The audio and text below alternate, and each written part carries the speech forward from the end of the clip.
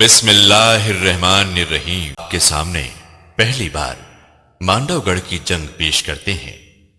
دنیا میں جب کبھی بھی کوئی ظالم انسانیت کا دشمن اپنی طاقت پر گھمنڈ کرنے والا، عام انسانوں کو تکلیف دینے والا، خدائی کا دعویٰ کرنے والا جس دور میں پیدا ہوا، اس کو مٹانے کے لیے اللہ تعالی نے کسی نہ کسی نبی کو بھیجا۔ انہوں نے کہا کہ آپ کی فوج میں ایک شخص ہے، علم الدین، ان کے پوتے جن کا نام سید علی ہے، ان کے ہاتھوں انشاءاللہ مانڈو گڑھ کی فتح ہوگی۔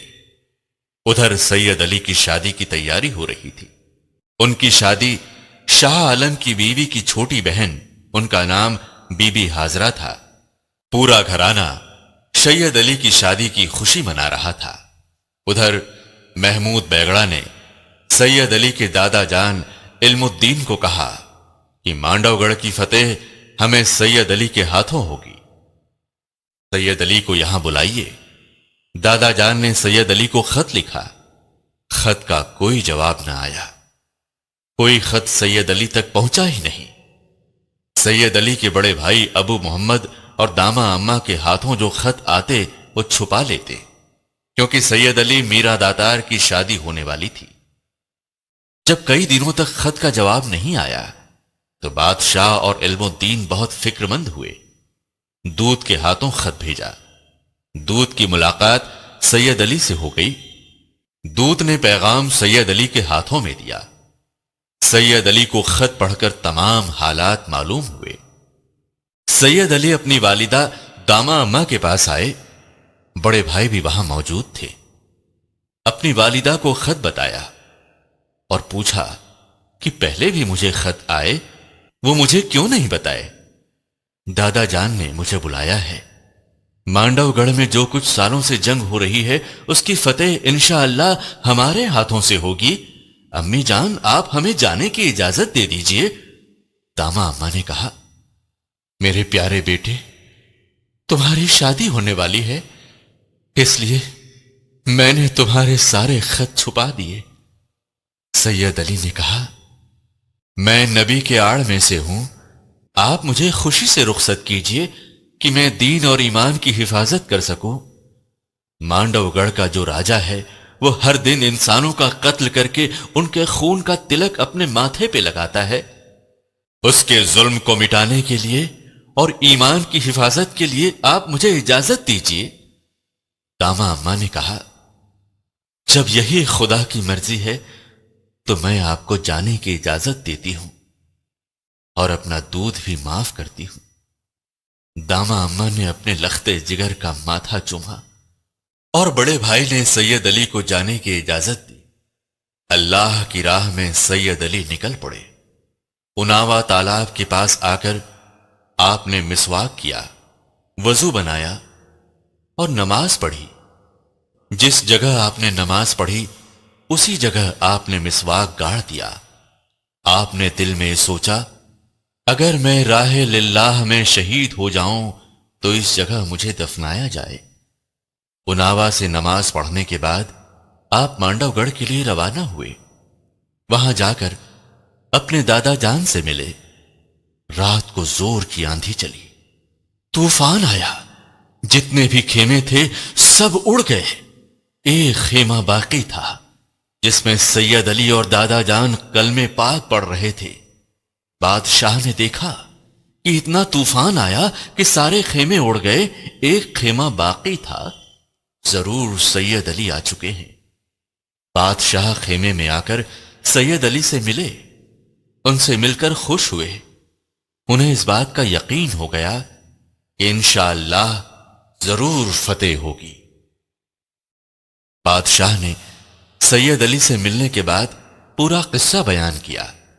قصہ سننے کے بعد سید علی نے کہا، خدا کی یہی مرضی ہے تو ہم مانڈو گڑھ کے راجہ کو صحیح راستے پر لائیں گے، اگر نہ مانا تو اسے موت کے گھاٹ اتار دیں گے۔ بادشاہ کے دل کا بوجھ ہلکا ہو گیا اور انہیں یقین ہو گیا کہ اب ہماری فتح ہوگی۔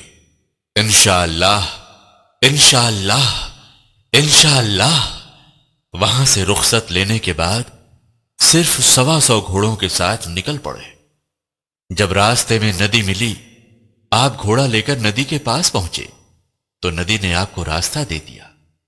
جب آپ مانڈو گڑھ کی حد میں کاکڑا کوہ کے پاس میں پہنچے، آپ نے اپنا پڑاؤ ڈالا۔ کاکڑا کوہ کے پاس سے ہی قلعے کا معائنہ کیا۔ قلعے کی اونچائی 18 فٹ تھی۔ سید علی نے 18 فٹ کی دیوار کو گھوڑے کی چھلانگ لگا کر پار کر لی۔ اس جگہ پر گھوڑے کی ٹاپ کے نشان پتھر پر آج بھی موجود ہیں۔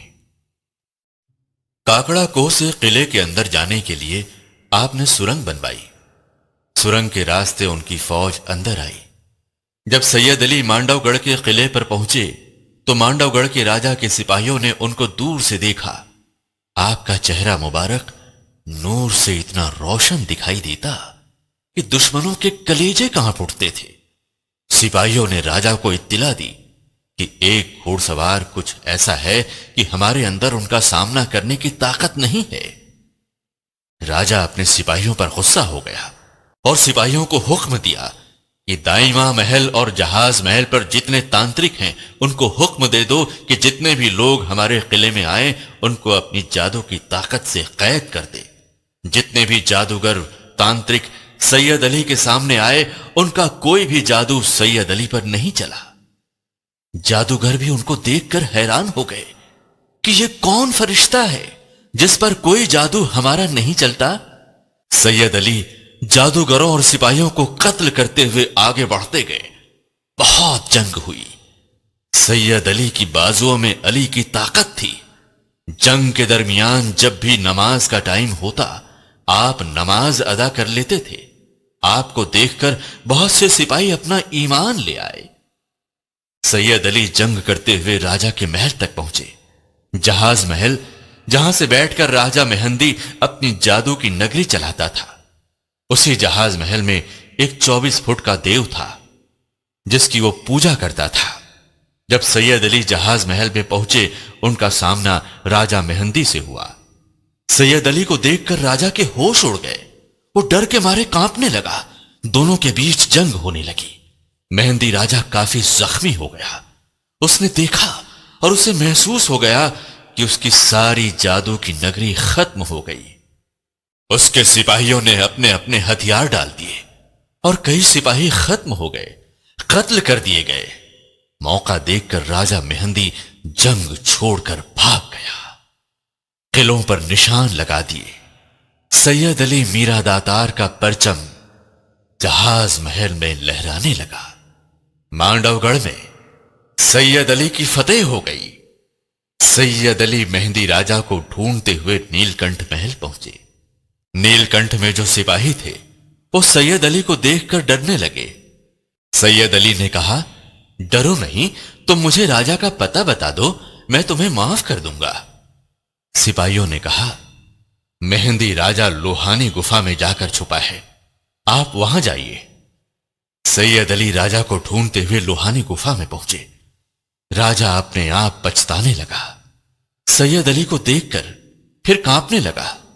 سید علی نے جا کر راجا کی چوٹی پکڑ لی کیونکہ راجا کا سارا جادو اس کی چوٹی میں ہی تھا۔ راجا کی چوٹی پکڑ کر سید علی نے راجا سے کہا، تم ہر دن ایک انسان کا قتل کرتے ہو اور اپنے دیو کو اس کا تلک لگاتے ہو، تم خدائی کا دعویٰ کرتے ہو، زندگی اور موت تو خدا کے ہاتھوں میں ہے، یہ سارے غلط کام چھوڑ دو اور ایمان لے آؤ تو میں تمہیں معاف کر دوں گا۔ راجا نے کہا، میں جانتا ہوں تم مجھے بخش دو گے، پھر بھی میں ایمان نہیں لاؤں گا۔ سید علی نے راجا کو بہت سمجھایا لیکن راجا نہیں مانا۔ آخر سید علی نے راجا کی چوٹی کاٹ ڈالی۔ راجا نے کہا، آپ میری چوٹی کو اپنے قدموں میں دفنانا تاکہ تا قیامت تک دنیا کو معلوم ہو کہ ایک خطرناک جادوگر کی نگری کو آپ نے مٹا ڈالا۔ باتوں باتوں میں جادوگر راجا نے سید علی کے ساتھ دھوکہ کیا، ان کی گردن پر تلوار چلا دی اور انہیں شہید کر دیا۔ لیکن آپ کا دھڑ مبارک لڑتا رہا اور لڑتے لڑتے راجا کے 3 ٹکڑے کر ڈالے اور سید علی میرا داتار شہید ہو گئے۔ جس دن سید علی میرا داتار شہید ہوئے وہ جمعہ کا دن صفر مہینے کی چاند رات ہجری 898 امام حسین رضی اللہ عنہ 10 محرم کو شہید ہوئے اور سید علی میرا داتار 29 محرم کو شہید ہوئے۔ جب تک نہ جلے دیپ شہیدوں کے لہو سے، جب تک نہ جلے دیپ شہیدوں کے لہو سے، کہتے ہیں کہ جنت میں چراغاں نہیں ہوتا۔ جس جگہ پر سید علی میرا داتار شہید ہوئے تھے اس جگہ پر پھولوں کا ڈھیر لگ گیا۔ سید علی میرا داتار کی شادی ہونے والی تھی اور وہ انسانیت کی خاطر اللہ کی راہ میں قربان ہو گئے۔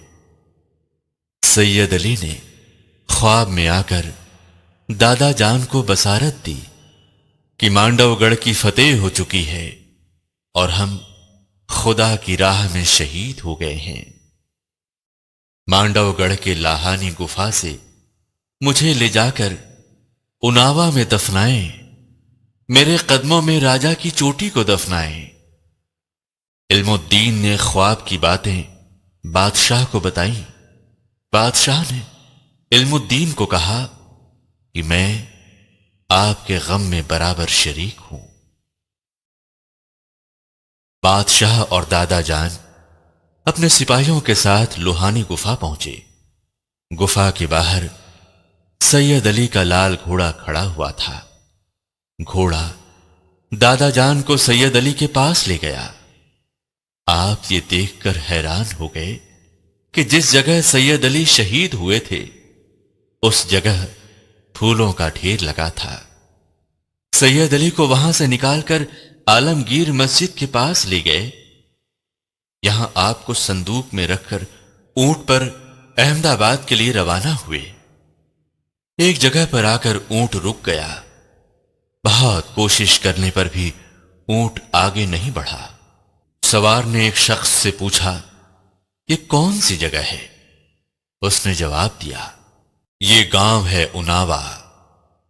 سوار وہیں رک گیا جہاں سید علی نے مسواک گڑائی تھی۔ آپ کے رشتہ داروں کو بلایا گیا۔